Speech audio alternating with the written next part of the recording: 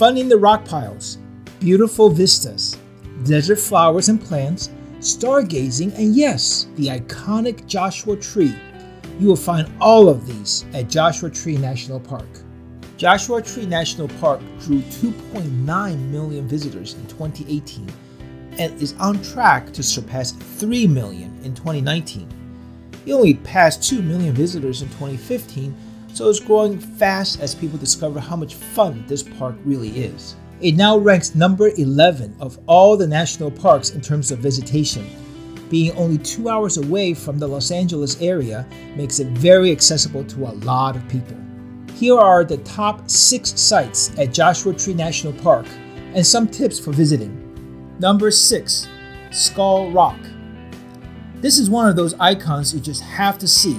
Take a picture, walk around a little bit more, and then leave. Nature carved this rock to look like something we recognize, and it's fun to see. It's easy to make a quick stop because it's on the main road. There is a 1.7 mile trail if you want to walk around, but it's really nothing special. Number 5, Cholla Cactus Garden. This interesting cactus garden on 10 acres features the Cholla cactus, otherwise known as the teddy bear cactus. The plant looks cute and cuddly, but if you try to hug it, you will be in deep pain. The needles will dig into your skin like a fishhook. As you walk around, loose balls will attach to your clothing. Be careful when removing it. The cactus is amazing to see in the springtime. The flowers are pretty. The trail is only a quarter of a mile and flat, so it's a very easy visit. Number 4, Keys View. A 20-minute drive through the grove of Joshua trees from Park Boulevard, the main road of the park, gets you to Keys View. A mile below the viewpoint is Coachella Valley, Palm Springs, and the famous San Andreas Fault. Santa Rosa Mountains, with peaks over 10,000 feet, forms the backdrop behind the valley, about 50 miles from Keys View. On a clear day, you can see Mexico's Signal Mountains, but that's getting rare due to air pollution. A short 0.2 mile trail gives you the various vantage points from Keys View. It can get very windy here, so hold on to your hats. Number 3, Joshua Trees.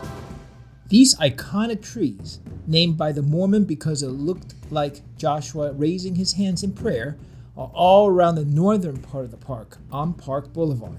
They only grow between 3,000 and 4,000 feet of elevation. The densest part is on the road to Keys View. There are plenty of pullouts to stop and get a closer look. Number 2, Rhine Mountain. On the beginnings of the Rhine Mountain Trail. And this one will take us a mile and a half and about 1,000 feet in elevation change. It's a beautiful day, as you can see from the blue skies. And that is the mountain that we're going up on.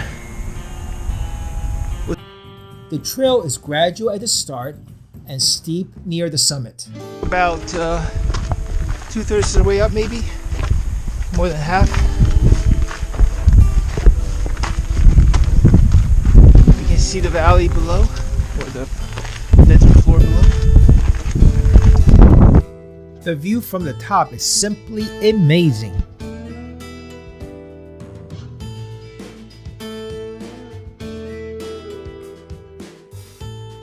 In the spring, the desert flowers are all around the trail, bringing color and a sense of life to the desert landscape.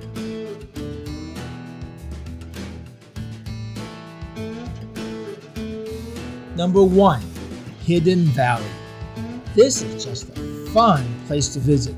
It feels almost like Flintstone Land in a theme park. The rocks are not only interesting to look at with all its shapes and sizes, it is also a lot of fun to climb. Really very, very coarse, and when you walk on them, you're not slipping. That's why you can walk up angles without really slipping. And that's really good for climbing. Except your hands could get really roughed up. That's why a lot of the climbers wear gloves. The rocks are big enough to have fun, but not so big that it's intimidating. A 1-mile loop meanders through the valley of these rocks. Like many trails in national parks, this is one place you don't have to stay on the trail. Go off trail, climb any rock you want, just have some fun. The Park Service actually encourages you to do just that. Pretty and colorful flowers bloom in the springtime here, a nice contrast to the rock piles. Hidden Valley is extremely popular. Parking can be a problem and there are busloads of people that come.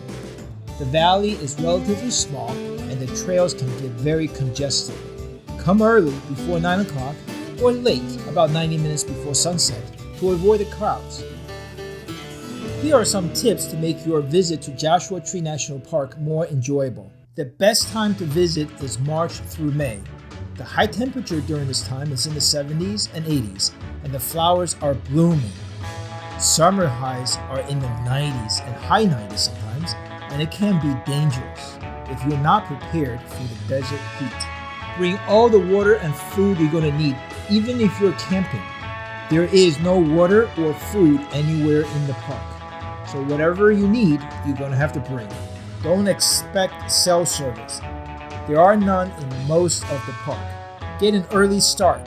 Joshua Tree visitation is growing much quicker than the facilities can catch up. Avoid the crowds by getting to the most popular places like Hidden Valley early or late in the day. During the day, go for a longer hike and get away from the crowds. The towns of 29 Palms and Joshua Tree have good services on the northern side of the park. Use these two entrances for the best part of the park. Don't forget stargazing. Find the pullout, set up some chairs, and enjoy the stars. The southern part of the park has darker skies than the northern end, but is a bit more difficult to get to. There is a lost horse ranch and a dam. These are all nice historical sites to visit. There are plenty of other hiking trails and sites in the park, so do come and spend as much time as you can to enjoy this wonderful desert scenery. We're visiting all the national parks in the United States. Hit that thumbs up button if you like this video.